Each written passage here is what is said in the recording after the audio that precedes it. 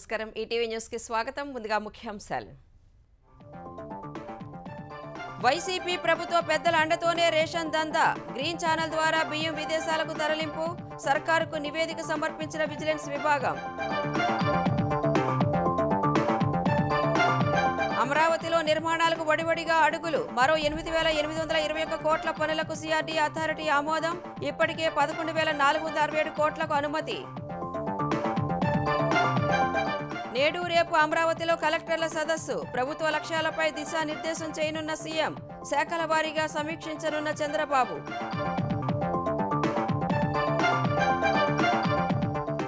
తెలంగాణలో నేడు రేపు ఎమ్మెల్యేలు ఎమ్మెల్సీలకు పునశ్చరణ తరగతులు సభా కార్యకలాపాలపై నిపుణులతో అవగాహన బహిష్కరించిన బీఆర్ఎస్ ప్రజావాణి కార్యక్రమానికి ఏడాది పూర్తి 43,272 ఫిర్యాదులకు పరిష్కారం నిరంతరం కొనసాగిస్తామన్న ఉప ముఖ్యమంత్రి భట్టి మంచు కుటుంబ వివాదంపై రాచకొండ సిపి సమన్లు విచారణకు రావాలని మోహన్ బాబు విష్ణు మనోజ్లకు ఆదేశం లైసెన్స్డ్ తుపాకులు స్వాధీనం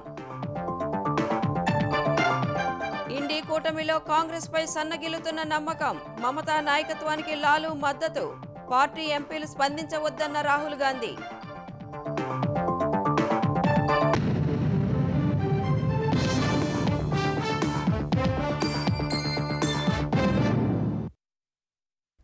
వైసీపీ హయాంలో అడ్డు అదుపు లేకుండా సాగిన రేషన్ బియ్యం స్మగ్లింగ్ దందాలో అప్పట్లో అత్యున్నత స్థానంలో ఉన్న ప్రజాప్రతినిధులే సూత్రధారులని విజిలెన్స్ అండ్ ఎన్ఫోర్స్మెంట్ విభాగం తేల్చింది ఈ స్మగ్లింగ్లో భాగస్వాములకు రాజకీయంగా రక్షణ కల్పించారని వారిపై ఎలాంటి చర్యలు లేకుండా కాపాడారని గుర్తించింది ఈ మేరకు విజిలెన్స్ ప్రభుత్వానికి నివేదిక సమర్పించింది అత్యున్నత స్థానంలోని ప్రజాప్రతినిధుల ప్రమేయం వల్లే ఎన్ఫోర్స్మెంట్ ఏజెన్సీల నుంచి ఏ విధమైన ఆటంకాలు లేకుండా బియ్యం స్మగ్లింగ్ నిరాటంకంగా కొనసాగిందని ఏపీ విజిలెన్స్ అండ్ ఎన్ఫోర్స్మెంట్ విభాగం తేల్చింది 2019-24 మధ్య ఈ మాఫియా వేళ్లూనుకొనిపోయినట్లు నిర్ధారించింది ఈ మేరకు ప్రభుత్వానికి విజిలెన్స్ సమగ్ర నివేదిక సమర్పించింది వైసీపీ హయాంలోని 5 ఏళ్లలో కాకినాడ యాంకరేజీ పోర్టు నుంచి 1.31 కోట్ల టన్నుల బియ్యం విదేశాలకు ఎగుమతైందని పేర్కొంది అందులో ఎక్కువ మొత్తం రేషన్ బియ్యమే ఉందని తెలిపింది ఉప్పుడు బియ్యం నూక ముసుగులో ఆఫ్రికాలోని నైజీరియా సూడాన్ ఘనాతో పాటు ఆగ్నేయాసియాలోని వివిధ దేశాలకు తరలించారని వివరించింది కాకినాడ యాంకరేజ్ పోర్టుకు సమీప ప్రాంతాల్లో పెద్ద ఎత్తున రైస్ మిల్లులు గోదాములు ఉన్నాయన్న విజిలెన్స్ ఈ పోర్టులో పెద్దగా కస్టమ్స్ తనిఖీలు ఉండవని వెల్లడించింది షిప్పుల్లో తరలిస్తున్నది రేషన్ బియ్యమా కాదా అనేది పరిశీలించే వ్యవస్థ లేదని తెలిపింది కాకినాడ పోర్టు నుంచి 2019-24 మధ్య 211 కంపెనీలు విదేశాలకు బియ్యాన్ని ఎగుమతి చేశాయని 11కు పైగా కంపెనీలు 1,00,000 మెట్రిక్ టన్నుల కంటే ఎక్కువ తరలించాయని విజిలెన్స్ పేర్కొంది అందులో కొంత మొత్తం రేషన్ బియ్యం ఉండొచ్చని తెలిపింది వైసీపీ హయాంలో 2019-24 మధ్య రేషన్ బియ్యం అక్రమ రవాణా చేసే వాహనాలకు చెక్పోస్టులు టోల్ ప్లాజాల వద్ద ఎక్కడా ఇబ్బంది కలగకుండా ఉండేందుకు గ్రీన్ ఛానల్ సదుపాయం కల్పించారని ఆ వాహనాలకు పోలీసులు పౌర సరఫరాల శాఖ అధికారులు పైలట్లుగా వ్యవహరించేవారని తేల్చింది అప్పట్లో అధికారంలో ఉన్న స్థానిక రాజకీయ నాయకులు వారిని ప్రభావితం చేశారని వివరించింది శ్రీకాకుళం విజయనగరం విశాఖపట్నం తూర్పుగోదావరి పశ్చిమ గోదావరి కృష్ణా గుంటూరు ప్రకాశం జిల్లాల్లోని కొంత ప్రాంతం నుంచి కాకినాడ పోర్టుకు నెల్లూరు రాయలసీమ జిల్లాల నుంచి కృష్ణపట్నం చెన్నై పోర్టులకు రేషన్ బియ్యాన్ని తరలించారని నివేదించింది రేషన్ బియ్యాన్ని స్మగ్లింగ్ చేసేందుకు మిల్లర్లు ఎగుమతిదారులు కలిసి మనీ లాండరింగ్ తరహాలో బియ్యం ల్యాండరింగ్ కు పాల్పడ్డారని తెలిపింది కొనుగోలు చేసిన రేషన్ బియ్యాన్ని కనీసం పాలిష్ కూడా చేయకుండానే ఆ బస్తాలపై ఉప్పుడు బియ్యం నూకలుగా లేబుళ్లు అంటించేవారని వెల్లడించింది తనిఖీలు లేకుండా రేషన్ బియ్యాన్ని తరలించేందుకు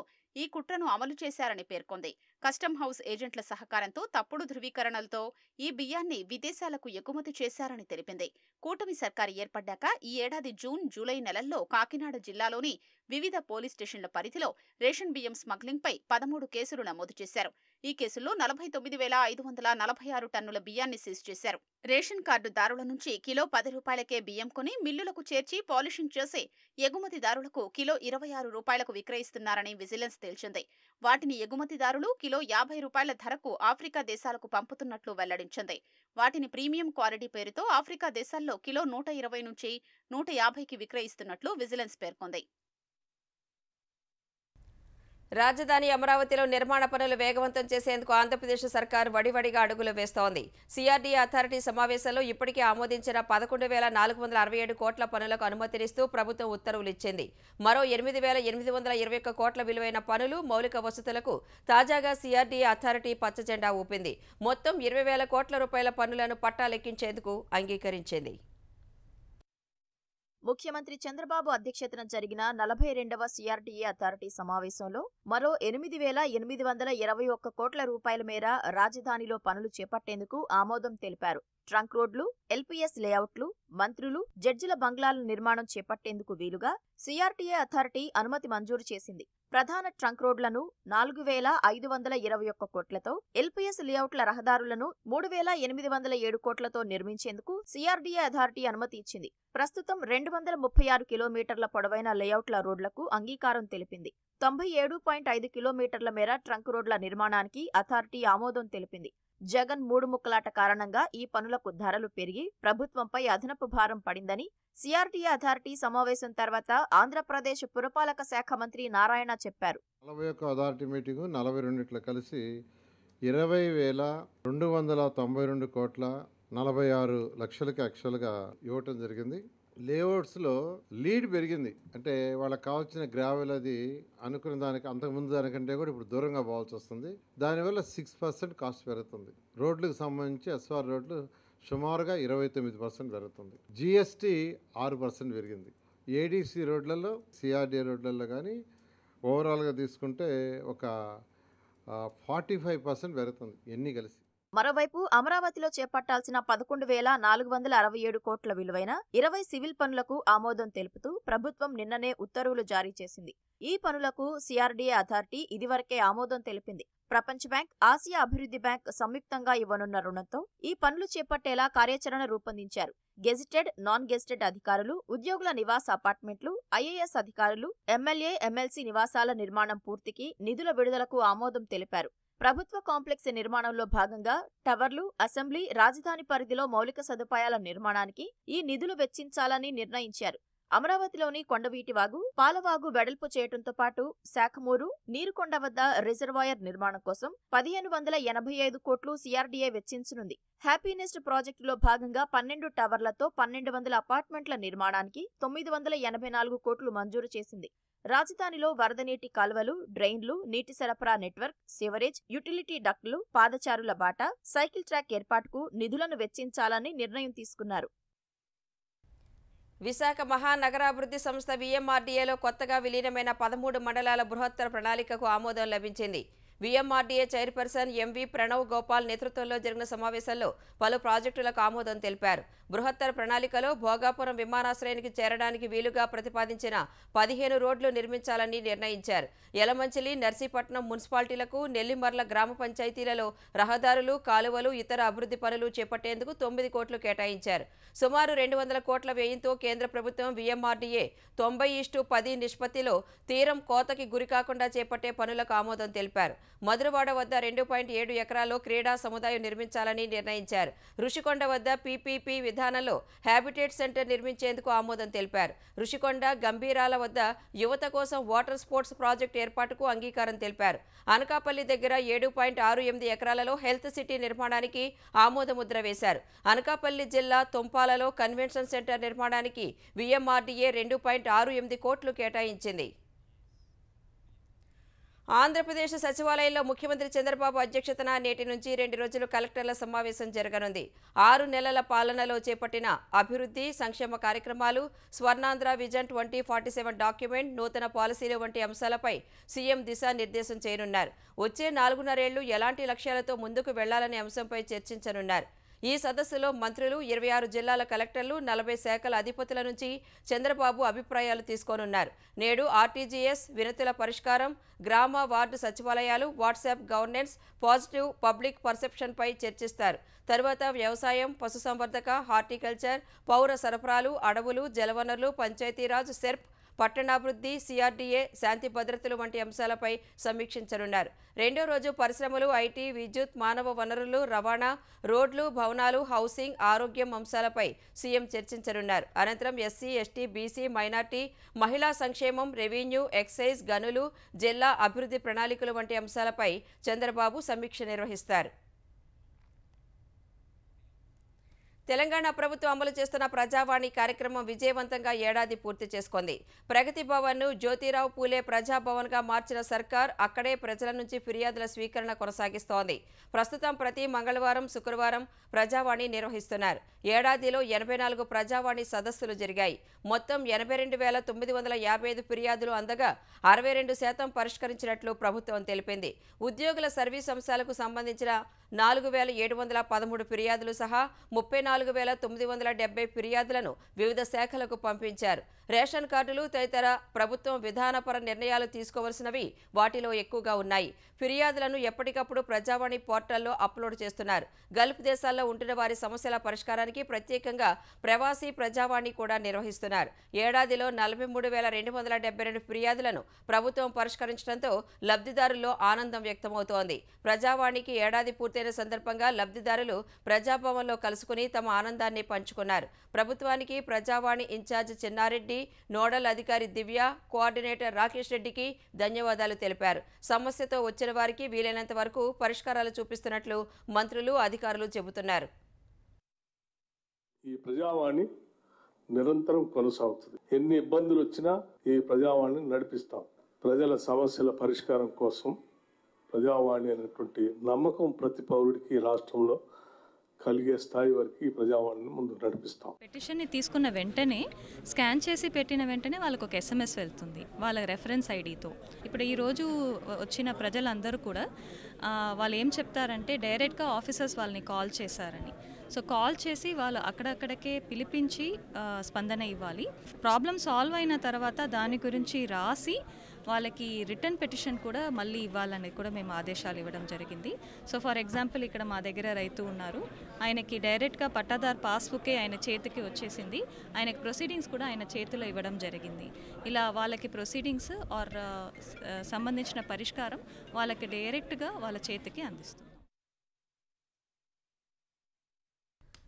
తెలంగాణలో నేడు, రేపు ఎమ్మెల్యేలు, ఎమ్మెల్సీలకు 2 రోజుల పాటు అవగాహన తరగతులు నిర్వహించనున్నారు. అసెంబ్లీలో, మండలిలో సభ్యులు వ్యవహరించాల్సిన తీరుతెన్నులపై సభాపతి గడ్డం ప్రసాద్ కుమార్, మండలి చైర్మన్ గుత్తా సుఖేందర్ రెడ్డి నేతృత్వంలో MCHRDలో శిక్షణా తరగతులు నిర్వహించనున్నారు. ఇందుకు ఏర్పాట్లు పూర్తయ్యాయి. ఈ ఉదయం 10:30కు పునశ్చరణ తరగతులు ప్రారంభం కానున్నాయి. ఢిల్లీకి చెందిన public research studies legislative research institute నిపుణులు నేతలకు అవగాహన కల్పించనున్నారు. తొలి రోజు శాసనకర్త లక్షణాలు ఎలా ఉండాలి, సభ్యుల అధికారాలు, ప్రోటోకాల్, పాలనలో పాత్ర, ప్రశ్నోత్తరాల సమయం, తీర్మానాలు, వాయిదా తీర్మానాలు తదితర అంశాలపై అవగాహన కల్పిస్తారు. రేపు బిల్లులు ప్రవేశపెట్టడం, వాటిని పాస్ చేయించుకునే ప్రక్రియ, బడ్జెట్పై అవగాహన వంటి అంశాలపై అవగాహన కల్పిస్తారు. ఈ తరగతులను బహిష్కరిస్తున్నట్లు బీఆర్ఎస్ ప్రకటించింది. స్పీకర్ వ్యవహార శైలి, ఏకపక్ష నిర్ణయాలకు నిరసనగా ఈ నిర్ణయం తీసుకున్నట్లు కేటీఆర్ వెల్లడించారు. తెలంగాణలో మహిళా విశ్వవిద్యాలయానికి చట్టబద్ధత కల్పించాల్సిన అత్యవసర పరిస్థితి ఏర్పడింది. యూనివర్సిటీని ఏర్పాటు చేస్తూ 2022లోనే ఉత్తర్వులు జారీ చేసిన బిల్లు ద్వారా చట్టబద్ధత కల్పించే ప్రక్రియను చేపట్టలేదు. దీంతో విద్యార్థులకు ఉస్మానియా విశ్వవిద్యాలయం పేరిటే ధ్రువపత్రాలు ఇస్తున్నారు. కాంగ్రెస్ ప్రభుత్వం అధికారంలోకి వచ్చిన అనంతరం మహిళా విశ్వవిద్యాలయానికి వీరనారి చాకలి ఐలమ్మ పేరు పెట్టారు. ఈ నెల 21న విశ్వవిద్యాలయ స్నాతకోత్సవం నిర్వహించాలని నిర్ణయించి రాష్ట్రపతి ద్రౌపది ముర్మును ఆహ్వానించారు. విశ్వవిద్యాలయం గురించి రాష్ట్రపతి భవన్ ఆరా తీసినట్లు సమాచారం.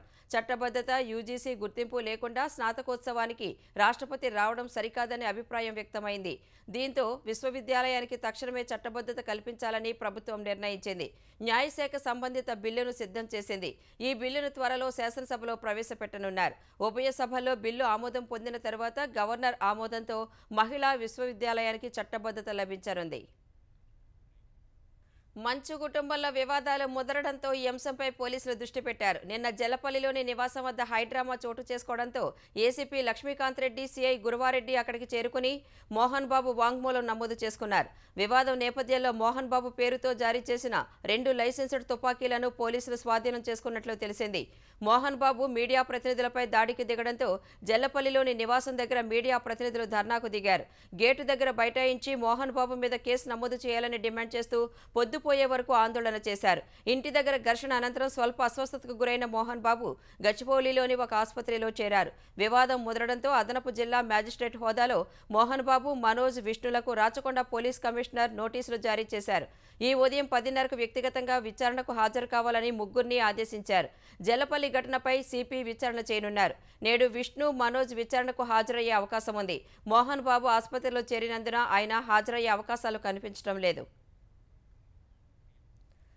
టూరిజం పాలసీ 2024-29ని ఆంధ్రప్రదేశ్ ప్రభుత్వం విడుదల చేసింది. రాష్ట్ర ఆర్థిక వృద్ధి, ఉపాధి కల్పన తదితర అంశాల లక్ష్యంగా కొత్త విధానం అమల్లోకి వస్తుందని తెలిపింది. పర్యాటక ప్రాజెక్టులకు సంబంధించి మౌలిక సదుపాయాల కల్పన లక్ష్యంగా కొత్త విధానం ఉంటుందని పేర్కొంది. Eco tourism, cruise tourism, beach circuit, back water tourism వంటి విభాగాల్లో పెట్టుబడులకు కొత్త విధానం ప్రోత్సహించనున్నట్లు స్పష్టం చేసింది. ఆంధ్రప్రదేశ్లోని పర్యాటక ప్రాంతాలను మరింత అభివృద్ధి చేయడం సహా విదేశీ పర్యాటకుల్ని ఆకర్షించేలా పాలసీ రూపొందించినట్లు వెల్లడించింది. పర్యాటక ప్రాజెక్టులకు పారిశ్రామిక హోదా కల్పించేలా కొత్త పాలసీ రూపొందించిందని ప్రభుత్వం పేర్కొంది. విశాఖపట్నంలో ఒక ప్రైవేట్ ఆసుపత్రిలో స్కానింగ్ కోసం వచ్చిన మహిళపై అక్కడి సిబ్బంది రాత్రిపూట లైంగిక వేధింపులకు పాల్పడిన వ్యవహారం కలకలం రేపింది. తలకు గాయమైన మహిళను వేధించినట్లు తెలిసింది. ఈ ఘటన వెలుగులోకి రావడంతో ముఖ్యమంత్రి చంద్రబాబు తీవ్ర ఆగ్రహం వ్యక్తం చేశారు. తలకు గాయం తగిలిన మహిళపై అసభ్యంగా ప్రవర్తించడం బాధాకరమన్నారు. మరోసారి ఇటువంటి ఘటనలు జరగకుండా అసభ్యంగా ప్రవర్తించిన ఆసుపత్రి స్కానింగ్ సెంటర్ సిబ్బందిపై తక్షణమే చర్యలు తీసుకోవాలని సీఎం ఆదేశించారు. ముఖ్యమంత్రి చంద్రబాబు ఆదేశాలతో రంగంలోకి దిగిన విశాఖపట్నం 3వ టౌన్ పోలీసులు సదరు స్కానింగ్ సెంటర్ ఇన్ఛార్జ్ ప్రకాష్ను అదుపులోకి తీసుకున్నారు. అతడిపై వివిధ సెక్షన్ల కింద కేసు నమోదు చేసి కోర్టులో ప్రవేశపెట్టగా న్యాయమూర్తి నిందితుడికి రిమాండ్ విధించారు. అతన్ని విశాఖ కేంద్ర కారాగారానికి తరలించారు. ఉప ముఖ్యమంత్రి పవన్ కళ్యాణ్ పేసీకి ఫోన్లు చేసి చంపేస్తానని బెదిరించిన నెల్లూరుకు చెందిన మల్లికార్జునరావును విజయవాడ పోలీసులు అదుపులోకి తీసుకున్నారు. ఎంజీ రోడ్డులోని ఓ హోటల్లో మద్యం మత్తులో ఉన్న నిందితుడిని అదుపులోకి తీసుకున్నారు.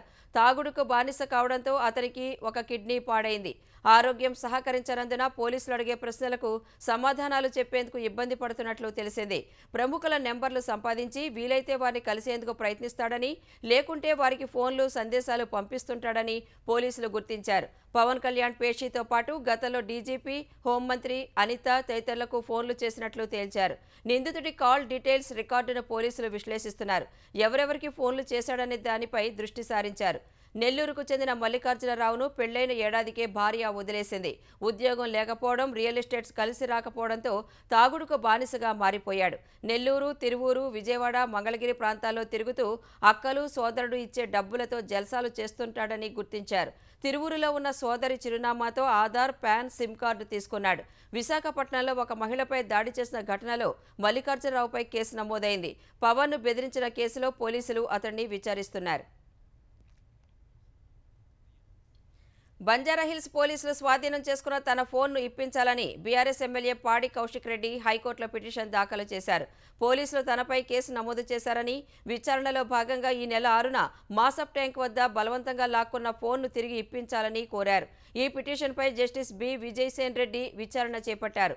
మాసప్ ట్యాంక్ ఎస్హెచ్ఓ పరశురాం కౌశిక్ రెడ్డి ఐఫోన్ను బలవంతంగా స్వాధీనం చేసుకున్నారని న్యాయవాది కోర్టుకు తెలిపారు. ఫోన్ తీసుకున్నట్లు రసీదు కూడా ఇవ్వలేదన్నారు. ఫోన్ను ఫోరెన్సిక్ ల్యాబ్కు పంపాల్సి ఉందని ప్రభుత్వ న్యాయవాది వాదించారు. పిటిషనర్ ప్రభుత్వానికి వ్యతిరేకంగా కుట్రలు పన్నుతున్నారని, వివరాలు తెలుసుకోవలసి ఉందని అన్నారు. వాదనలను విన్న న్యాయమూర్తి పోలీసులు సెల్ ఫోన్ తీసుకున్న విధానం నిబంధనల పరంగా లేదన్నారు. ఫోన్ను తిరిగిచ్చే అంశంపై వివరణ ఇవ్వాలని, లేని పక్షంలో తామే తగిన ఆదేశాలు జారీ చేస్తామంటూ విచారణను ఈ నెల 12కి వాయిదా వేశారు. ఫోన్ ట్యాపింగ్ కేసులో నిందితుడిగా ఉన్న మాజీ అదనపు ఎస్పీ భుజంగరావు మధ్యంతర బెయిల్ను హైకోర్టు పొడిగించింది.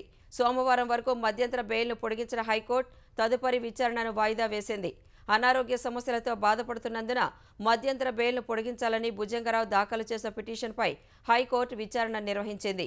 ఇప్పటికే ఫోన్ ట్యాపింగ్ కేసులో విచారణ పూర్తయిందని, పోలీస్ కస్టడీలోకి తీసుకుని ప్రశ్నించారని పిటిషనర్ తరపు న్యాయవాది కోరారు. ఇరుపక్షాల న్యాయవాదులు గడువు కోరడంతో విచారణ వాయిదా వేసిన హైకోర్టు మధ్యంతర బెయిల్ను పొడిగించింది. రాష్ట్రపతి ద్రౌపది ముర్ము ఈ నెల 17 నుంచి 21 వరకు హైదరాబాద్లో శీతాకాల విడిది చేయనున్నారు. రాష్ట్రపతి పర్యటనపై వివిధ శాఖల అధికారులతో సమీక్ష నిర్వహించిన తెలంగాణ ప్రభుత్వ ప్రధాన కార్యదర్శి శాంతికుమారి అన్ని శాఖల అధికారులు సమన్వయంతో పనిచేయాలని ఆదేశించారు. రాష్ట్రపతి భవన్లో పాములు, కోతులు, తేనెటీగల బెడద లేకుండా చర్యలు తీసుకోవాలని, నిరంతరం అందుబాటులో ఉండేలా ప్రత్యేక బృందాలను నియమించాలని అటవీ శాఖను ఆదేశించారు. బందోబస్తు, ట్రాఫిక్, అగ్నిమాపక, నిరంతర విద్యుత్ సరఫరా, రోడ్ల మరమ్మతులు, పరిసరాల పారిశుద్ధ్య నిర్వహణ చర్యలు పకడ్బందీగా చేయాలని సీఎస్ సూచించారు. సిరియా అధ్యక్షుడు అసద్ నిరంకుశ ప్రభుత్వాన్ని తిరుగుబాటుదారుల పడగొట్టిన 2 రోజుల తర్వాత మంగళవారం భారత్ 75 మంది భారతీయ పౌరులను సిరియా నుంచి తరలించింది. సిరియాలో భద్రతా పరిస్థితిని అంచనా వేసిన తర్వాత డమాస్కస్, బీరూట్లోని భారత రాయబార కార్యాలయాల సమన్వయంతో తరలింపును అమల్లోకి తెచ్చినట్లు విదేశాంగ మంత్రిత్వ శాఖ ఓ ప్రకటనలో తెలిపింది. ఎంఈఏ తరలించిన వారిలో 44 మంది జమ్మూ కాశ్మీర్కు చెందిన వారని సమాచారం. వారంతా సిరియా సరిహద్దులు దాటి క్షేమంగా లెబనాన్కు చేరుకున్నట్లు సంబంధిత వర్గాలు తెలిపాయి. అక్కడ అందుబాటులో ఉన్న విమానాల్లో భారత పౌరులు స్వదేశానికి రానున్నారు. విదేశాల్లో ఉన్న భారతీయుల భద్రతకు ప్రభుత్వం అత్యధిక ప్రాధాన్యతనిస్తుందని ఎంఈఏ తెలిపింది. సిరియాలో మిగిలిన భారత పౌరులు డమాస్కస్లోని భారత రాయబార కార్యాలయంతో సంప్రదింపులు జరపాలని సూచించింది. సిరియాలో పరిస్థితిని కేంద్రం ఎప్పటికప్పుడు నిశ్చితంగా పరిశీలిస్తూనే ఉందని పేర్కొంది. విపక్ష ఇండీ కూటమిలో నాయకత్వ మార్పుపై చర్చ జరుగుతున్న నేపథ్యంలో పశ్చిమ బెంగాల్ సీఎం మమతా బెనర్జీ సారథ్యానికి క్రమంగా కాంగ్రెసేతర నేతల నుంచి మద్దతు పెరుగుతోంది. కాంగ్రెస్కు గట్టి మద్దతుదారుగా ఉన్న ఆర్జేడీ అధ్యక్షుడు లాలూ ప్రసాద్ యాదవ్ సైతం ఈ జాబితాలో చేరారు. ఎన్నికల్లో బెంగాల్కు వెలుపల గోవా, త్రిపుర, మేఘాలయ, అస్సోం, నాగాలాండ్, అరుణాచల్ వంటి రాష్ట్రాల్లో టీఎంసీ ప్రభావం పెద్దగా లేదంటున్న కాంగ్రెస్ అభ్యంతరాల్ని లాలూ తోసిపుచ్చారు. పట్నాలో మాట్లాడిన లాలూ ప్రసాద్ ఇండీ కూటమిని మమతా నడపగలరని, ఆమెకు నాయకత్వం ఇవ్వాలని సూచించారు.